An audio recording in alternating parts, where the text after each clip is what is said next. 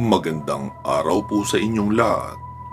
Bago natin simulan ang pagbabasa ng kwentong ibinahagi sa atin ni Sir Rico, ay inaanyayahan ko muna kayong pumindot ng like at mag-comment na rin ng kahit salamat Rico, para naman alam niya na marami ang tumatangkilik at nag-aabang ng kanyang padalang kwento na nagmula sa sarili niyang mga karanasan bilang isang magiting na babaylan. Gusto ko rin kayong anyayahang makinig sa pinakamaaksyong kwento na nai-upload dito sa ating channel. Ito ay ang Birador ng Santa Barbara na pinagbibidahan ni Rafael. Ito din ang Rafael na tumutulong paminsan-minsan kina Lino at Tingting sa kwento nating Aswang Killer na naroon naman sa ating side channel na Kwentong Aswang Comics. Nasa video description ang link ng playlist para kumpleto na at hindi na kayo mahirapang hanapin ang kasunod. 100% po itong ma-action ha. Sana ay ma-enjoy nyo. Birador ng Santa Barbara Series, Book 1 to 4, Part 1 to 239. Iyon na po ang kabuuan ng kwento. Salamat sa mga dadalaw at makikinig. Ipagpatuloy na natin ang kwento. Matapos naming mag-usap noong dalagang si Carol, ay nagpunta ako sa bahay nila Mang Andres. Katiwala din namin ito sa aming lupain. Pagkarating ko roon ay wala siya. Ang kanyang asawa at dalagang kambal lang ang naabutan ko roon. Sabi ng asawa niya, "Sir, akala ko bukas ka pa pupunta rito sa amin. Wala na rito si Andres. Nagpunta na sa palayan na pinapaharvest ng mama mo." "Ah, ganun po ba? Siya talagang pakay ko eh. May ipapakisuyo sana ako sa kanya. Pakisabi, puntahan ako sa bahay kapag may oras siya. At kapag wala naman ako, sa bahay ni Mang Ben na lang siya magpunta. Ibibilin ko na lang din doon ang ipapagawa ko." Nagsalita naman ang isa sa mga kambal. "Rick, balik ka rito sa kaarawan namin ha. Maghahanda kami ng lamaw o iyong buko salad." Sumabat naman iyong isang kambal. "Ang kapal ng mukha nito na makapag-aya na magpapakain ng lamaw. Akala mo may pagmamay-ari kang nyoga na. Magpaalam ka muna kay Ninang na mangunguha ka ng buko nila." Sabay tawa pa nito. Ang tinutukoy nilang ninang ay si mama ko, dahil pareho silang inaanak ni mama sa binyag. Nagsalita naman ang nanay nila. "Tumigil nga kayong dalawa dyan. Narito naman ang anak. E di sa kanya na tayo magpaalam." "Ah, sir, okay lang po ba na manguha kami ng buko para sa ihahanda naming salad?" Sabi ko naman, "Alam mo manang, yung mga bagay na ganyan ay hindi nyo na kailangan ipagpaalam. Basta pangkain lang naman at hindi ibibenta. Dahil kayo rin naman ang nagtanim ng mga iyan dito. Kaya may karapatan rin kayo makakain ng produkto. Kahit magpaalam kayo kina mama at papa, ganito lang din ang sasabihin nila. Kumuha kayo ng kailangan nyo, basta hindi ibibenta at walang masasayang. Ganun lang yun. At yung tungkol naman po sa paparating na kaarawan nitong dalawa, ay hindi ko matitiyak kung makakarating ako. Dahil may pupuntahan din ako. Kung magkataong makarating man ako, ay baka gabi na. Dahil ang pakay ko naman noon ay para makausap ang asawa mo." "Ah, oo naman po sir, naiintindihan namin. Okay lang." "Ah, sige po, aalis na ako. May mahalaga pa ako lakad ngayon." Paalam ko pa sa ginang at umalis na nga ako. Dumiretso ako sa isa pang bahay namin. Iyong nasa bukid na iyon lang din, kung saan nakatira sila Mang Ben. Ibinilin ko kay Mang Ben ang mga kailangan niyang sabihin kay mama ko tungkol sa paggawa ng maliit na kubo malapit roon para kina Carol.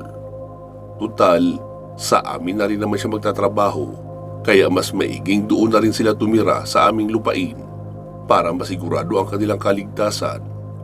Pagkatapos noon ay sumunod na ako sa pinuntahan ni na Lency. Bali umaga pa lang ay umalis na sila. Ako naman ay hapon na noong sumunod. Pero nakita ko sa pamamagitan ng mga mata ni Mian na nasa biyahe pa sila. Kaya nauna na ako doon sa lugar kung saan magsisimula pa lang silang maglakad. Noong dumating na sila roon ay nakaabang na ako, pero si Lency lang ang nakakita sa akin. Noong makalapit ako sa kanila ay sabi niya, "Kuya, kanina ka pa ba nakasunod sa amin? Eh di ba nagpaiwan ka pa roon sa atin? Paanong narito ka na agad?" Sabi ko naman, "Wag na maraming tanong, Len. Malayo pa ang kailangan natin lakarin. Huwag mo ako rereklamuhan ha kapag napagod ka na sa paglalakad. Ikaw itong may gustong magpunta rito. Tandaan mo, wala tayong masasakyan dito dahil nasa tabing dagat tayo. Hindi nga ito matarik pero napakalayo naman ang lalakarin." "Alam ko naman yun. Pero kapag napagod ako baka pwedeng magpahinga muna tayo." "Okay." Maiksing sagot ko pa. Habang naglalakad kami ay lumapit sa akin si Aling Lorna. "Alam mo sir, tama ka nga. Malayong lakaran pa ito. Dati naman kasi ay pwedeng sumakay ng bangka. Kaso ngayon, wala nang bangkero ang gustong maghatid mula sa pantalan na binabaan namin patungo doon sa simula ng akyatan. Ang balibalita kasi rito, may mga hinarang daw ang mga Moro sa laot ng mga bangkero. At kapag mga Kristiyano ang sakay, ay pinapatay lahat. Kaya natatakot na ang mga bangkero na maghatid. Kaya tuloy ngayon ay mano-manong lakaran na lang talaga ang pwede. Pero kahit ako sir, ay hindi na rin sanay sa pangmatagalang paglalakad. Kahit naman patag ito, darating din tayo sa bahaging masukal. Nag-aalala nga ako dyan sa dalagang kasama mo. Baka naiiyak na yan sa pagod sa paglalakad." Sumagot naman si Lency, "Ano ka ba naman Manang Lorna? Ayos lang ako. Tsaka bakit naman ako iiyak? Okay nga ito adventure."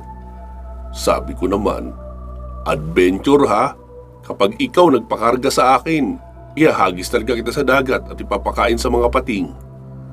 Sumimangot naman siya habang pinagtatawanan nila Manang Lorna. Nagsalita naman si Angel, "Hindi naman nakakatakot maglakad rito, pero mukhang mapapagod talaga ako ng husto. Magpahinga na lang kung hindi na talaga kakayanin." Nagpatuloy pa nga kami sa paglalakad hanggang sa lumipas ang ilang oras. Nakaka-enjoy din naman iyon lakarin dahil sa magandang view ng lugar. Lalo na noong bandang pasado 4:00, napapalubog na ang araw. Ang gandang pagmasdan ng sunset. Hanggang sa mapansin kong tila ayaw nang umusad ng mga kasama ko dahil sa pagod. Lalo na si Lency na huminto na talaga sa paglalakad. Sabi niya sa akin, "Kuya, pahinga muna tayo. Pagod na ako eh." Dahil sa malapit na noon magdilim, kaya sabi ko, mukhang malabo na talaga tayong makarating sa pupuntahan natin sa araw na ito. Kailangan na natin maghanap ng lugar na mapagpapalipasan ng gabi at sa umaga tayo magpatuloy sa paglalakad. Mas mabilis ang lakad natin kapag umaga kaysa sa madilim. Manang Lorna, wala bang malapit na kabahayan dito na pwede nating matuluyan?" Sabi niya naman, "Naku sir, malayo tayo sa kabahayan dito. Mahirap kasi ang transportasyon rito kaya bihira ang tumitira sa bahaging ito. May pailan-ilan kang matatagpuan rito, pero bahay iyon ng mga may talent sa paglipad. Alam mo na siguro ang ibig kong sabihin." Nagngitian naman ang dalawang dalaga na mukhang naintindihan din nila ang ibig sabihin ni Manang Lorna. Muling nagsalita si Manang Lorna, "Pero sir, huwag kang mag-alala. Pinaghandaan ko na talaga ang sitwasyong ito. May hinala kasi talaga ako na hindi tayo makakarating doon bago pa dumilim. Kaya nagdala na ako ng mga kumot at 2 tent. Pwede tayo maghanap ng pwestong mapaglalatagan nito at dito na tayo magpaumaga." Sabi ko naman, Ganun po ba? Mabuti pala at napaghandaan nyo na agad. Pwede kayong mag-ina sa isang tent, tapos sa isang tent naman ay si Len. Sa labas lang ako para meron kayong bantay." Sabi naman ni Len, dito na rin ako matutulog sa labas. Kung hindi ka matutulog sa loob ng tent, dalawahan naman iyon eh. Bakit hindi mo ako samahan sa loob? Tabi lang naman at matutulog. Tumawa naman si Manang Lorna at sinabing, Oo nga naman sir, pagbigyan mo na para tumahimik na. Kung wala ka naman rito, sa tingin mo ba ay sasama yan? Sabi ko naman, Oo na, sige magpahinga na kayo. Madilim na oh. Mabuti at may dala pala kayong solar light. Mamaya kapag sumapit na ang alas 10 ng gabi, ay patayin nyo na ang ilaw na yan ha. At huwag kayong gagawa ng kahit anong ingay. Nasa baluarte tayo ng mga aswang na manananggal. At kahit anong tulog ang marinig nyo sa labas ng tent, ay huwag kayong mataranta. Huwag rin kayong mag-iingay. May proteksyon naman ang paligid natin rito, kaya hindi tayo malalapitan. Makalipas lang ang 1 oras, ay nagpaalam ako kay Manang Lorna na aalis. Manang Lorna, aalis po muna ako saglit ha. Huwag kayong maghihiwa-hiwalay dito at huwag din kayong aalis. Huwag kayong mag-alala, malalaman ko naman lahat ng kaganapan dito. Mag-iiwan ako rito ng 2 bantay. 3 naman silang gabay ko na kasama natin rito ngayon. Iiwanan ko ang 2 para magbantay sa inyo. Kaya hindi nyo kailangan matakot. Mga hating gabi pa siguro ako makakabalik. Mahabang paliwanag ko pa. Makikita naman ang bakas ng pag-aalala sa mukha niya. Lalo at sila-sila lang ang maiiwan sa bahaging iyon na napakadilim at teritoryo pa ng mga aswang. Ayoko man silang iwan roon, kaso may mahalagang sinabi sa akin si Mian na kailangan kong puntahan. Tiwala rin naman ako na kahit iwanan ko sila roon ay magiging ligtas pa rin dahil nag-iwan naman ako ng mga magbabantay sa kanila. Dahil sa sobrang dilim ng paligid, kaya pinagana ko na ang aking espiritual na paningin, pati na ang liksi at bilis para makarating ako sa lugar na kailangan kong puntahan. Nararamdaman ko rin ang maitim na presensya ng mahika. Gumamit na rin ako ng tagabulag para hindi ako maramdaman ng mga aswang doon. May ibang mga aswang pa kasi akong nararamdaman sa paligid, pero hindi sila ang pakay ko. Sa hindi katagalan ng aking pagtakbo, ay nakarating ako sa lugar na maraming puno at may isang kubo sa gitna. May liwanag sa loob ng kubo mula sa isang ilawan. May sigarin iyon sa labas. Narinig kong may umaangil sa likuran ko, kaya bigla akong napalingon. Nakita ko ang isang napakalaking aso na walang balahibo, sugat-sugat ang katawan, at mas mahaba ang mga paa noon sa harapan. Umaangil lang iyon pero hindi naman umaatake sa akin. Umatras iyon at biglang naging usok. Pagkawala ng usok ay lumitaw ang isang matandang babae sa harapan ko. Sabi niya, Babaylan, hindi sumagi sa isip ko na makakarating ka sa lugar na ito. Walang mga tao o kabahayan sa bahaging ito. At nag-iisa lang ang kubo ko rito. Masukal na rin ito masyado para matunton. Para lang sa iyong kaalaman, ay nilisan ko ang bayan para mamuhay ng mapayapa sa lugar na ito. Tanging mga hayop lang sa gubat na ito ang ginagawa kong pagkain. Wala akong atraso sa iyo para sadyain mo rito. Sadyang mataas ang iyong angkin na kakayahan para matagpuan itong lugar ko. Sabi ko naman, Alam ko na kanina ka pa nagmamasid sa amin ng mga kasama ko. Tandaan mo, kapag may ginawa kang hindi maganda sa mga kasama ko, mapatay man kita, ay bubuhayin kitang muli para patayin din uli.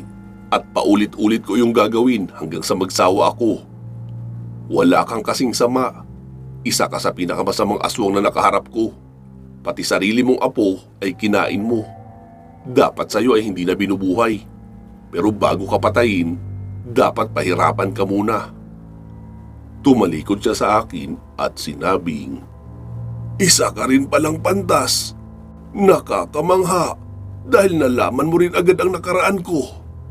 Tama ka, ginawa ko nga iyon. Pero anong magagawa ko? Hindi ko na nakokontrol ang sarili ko kapag nangingibabaw na ang kapangyarihan na nasa loob ko. Kadalasan ay hindi ko alam ang aking ginagawa. Pagod na rin ako sa ganitong buhay ko, Babaylan. Kaya handa na akong tanggapin ang mangyayari sa akin ngayon. Kaya kong patunayan sa iyo na totoo ang sinasabi ko na pinipilit kong magbago.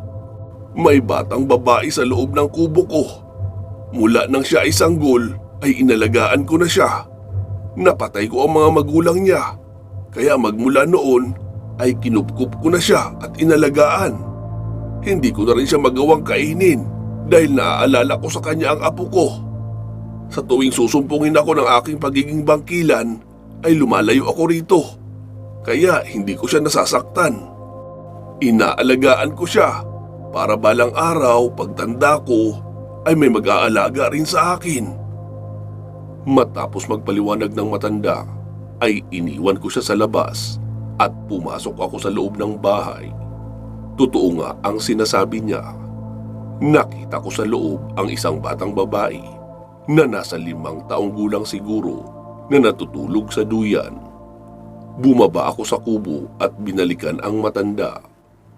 Inusalan ko na rin naman siya ng pamako bago ako umalis, kaya hindi rin siya makakaalis roon.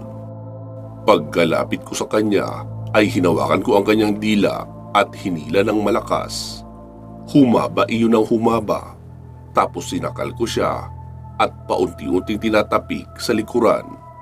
Hindi iyon malakas dahil may kasama iyong orasyon, hanggang sa mailuwa niya ang isang kulay abo na bato. Sinaloko iyon ng aking palad at sinunog sa palad ko na rin mismo. Saka ko siya binitawan. Bumagsak sa lupa ang matanda dahil nawalan siya ng lakas. Muli ko siyang hinawakan sa balikat at inusalan ng orasyon para ibalik ang nawalang lakas ng kanyang katawan. Nakatayo siyang muli dahil sa ginawa kong pagbalik ng kanyang lakas. Pagkatayo ay umusal siya ng mga kataga ng orasyon, pero hindi na iyon gumagana. Sinubukan niya ring usalin ang orasyon para magpalit ng anyo, pero walang nangyari. Sabi ko sa kanya, "Lola, di ba sabi mo, pagod ka na sa kalagayan mo bilang isang aswang at gusto mo na magpahinga? Ayan na, ibinigay ko na ang sagot sa kahilingan mo. Hindi ka na ngayon aswang. Bumaba ka sa bayan at isauli ang bata sa kung saan mo yan kinuha. O kung meron pa yung natitirang kamag-anak. Tapos ikaw naman ay magbalik loob ka sa pamilya mo. Sabihin mo sa kanila na hindi ka na aswang at handa kang magbago. Ipakita mo na totoo ang iyong pagsisisi sa iyong mga nagawang kasalanan. Sabihin mo na nahawa ka lang din dahil nagtiwala ka sa iyong kaibigan. At kung hindi ka man nila tanggapin, ay wala ka nang magagawa roon. Magpakalayo-layo ka na lang at mamuhay ng tahimik at marangal. Doon mo makakamtan ang iyong kapayapaan. Napadaan lang ako rito dahil may iba akong sadya sa lugar na ito." Sabi niya naman, "Iho, pasensya ka na. Akala ko ay katulad ka rin ng ibang mga babaylan na napadpad rito na gusto akong patayin. Pero alam mo ba na kahit isa sa kanila ay walang nagtagumpay na mapatay ako?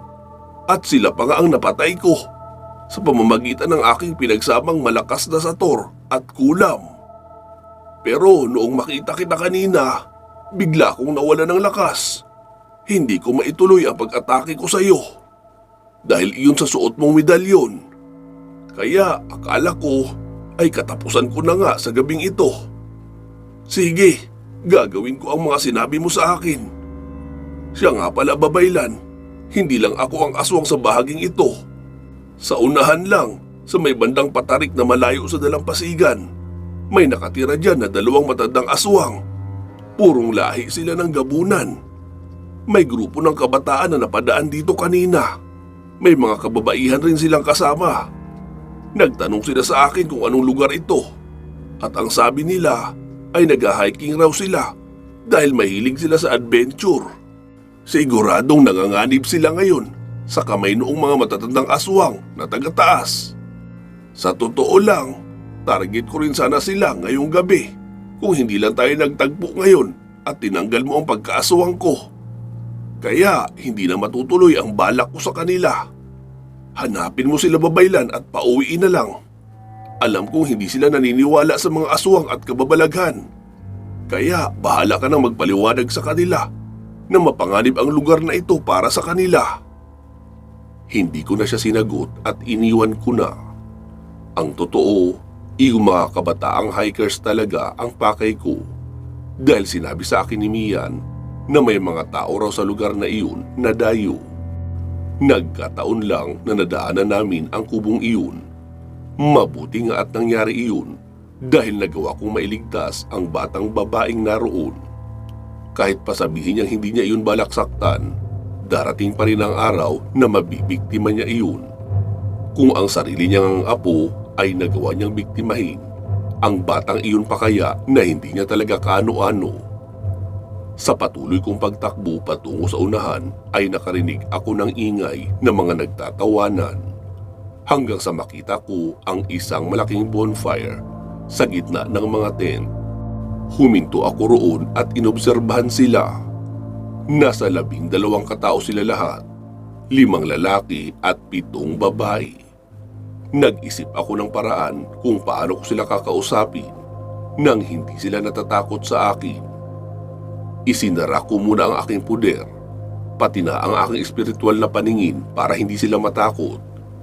Nagkukulay green kasi ang mga mata ko kapag aktibo iyon. Noong mapawalang bisa ko na ang mga iyon, ay nangapa tuloy ako sa dilim dahil hindi pa naman ako abot ng tanglaw ng kanilang bonfire. Kaya dahan-dahan lang akong naglakad papunta roon.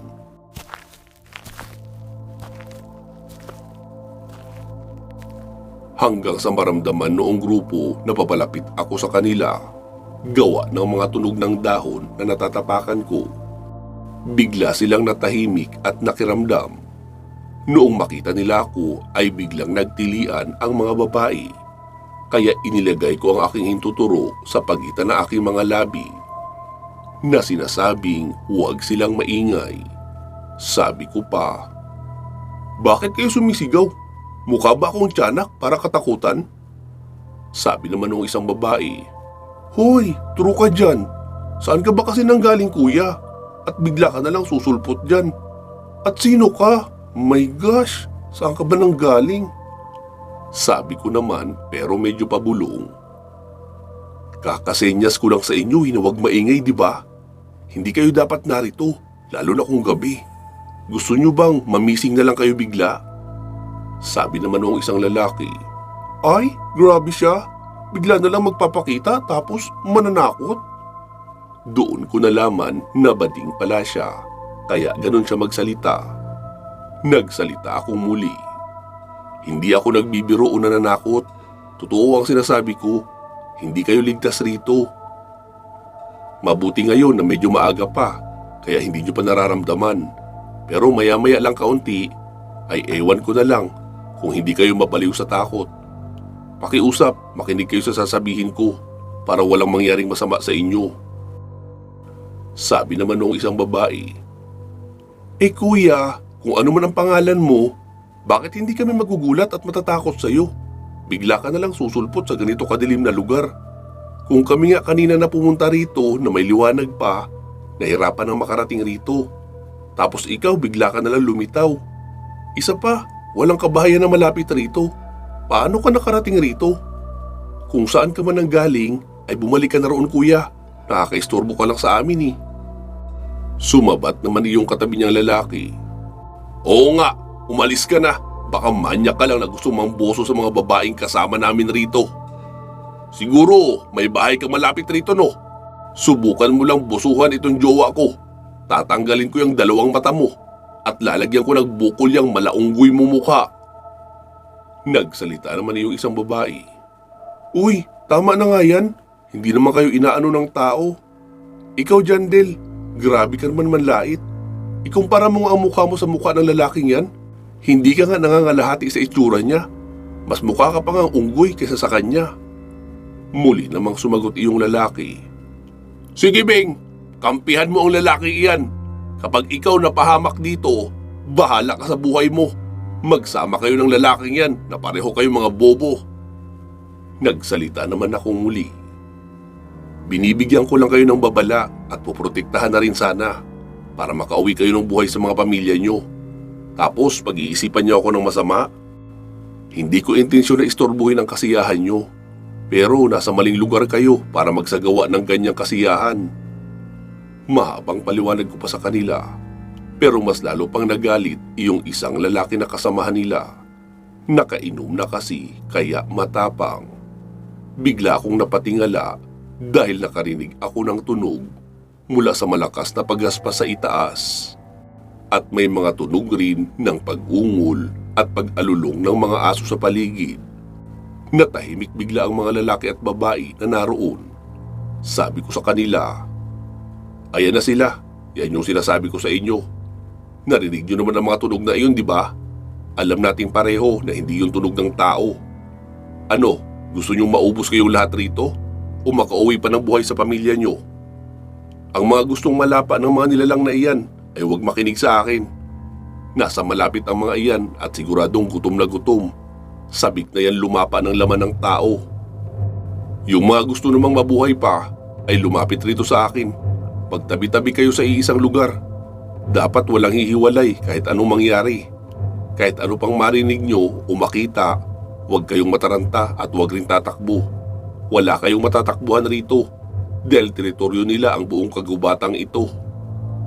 Kaagad nagsitayo ang lahat at ginawa ang sinabi ko. Tapos kumuha ako ng abo mula sa dala kong bag at ibinuhos ko iyon paikot sa kanila ng pabilog. Tapos umusal ako ng orasyon para sa tagabulag para hindi sila makita ng mga nilalang sa paligid. Hindi rin naman sila maaamoy dahil doon sa abong nakapalibot sa kanila. Umusal na rin ako ng poder at pinagana ang aking espiritual na paningin. Sunod kong inusal ay ang para sa liksi, lakas at bilis. Ilang sandali pa ay may isang nilalang na papadapo na sa may likuran ko. Tinalunan ko naman agad kaya hindi niya ako naabutan. Tapos bigla siyang nag-apoy bago pa makadapo sa lupa. Nag-ingay naman bigla yung mga taong itinago ko sa bilog. Pero hindi sila naririnig ng mga aswang at hindi rin nakikita. Nakita nila ang buong pangyayari, pati na ang mga aswang na umatake sa akin. Mga manananggal ang umatake sa akin noong mga oras na iyon. Pansamantala muna natin puputulin dito itong ating kwento. At para sa inyong kaalaman, hanggang dito pa lang din ang natatanggap ko. Waiting pa tayo sa ibang mga karugtong. Isang video promotion muna bago matapos ang kwentong ito. Naway inyong pakinggan ang paborito kong kwento na pinamagatang Letratista. Maiksi lang iyon at malapit na ring matapos ang series na iyon. Mag-iingat po kayo palagi at hanggang sa muli.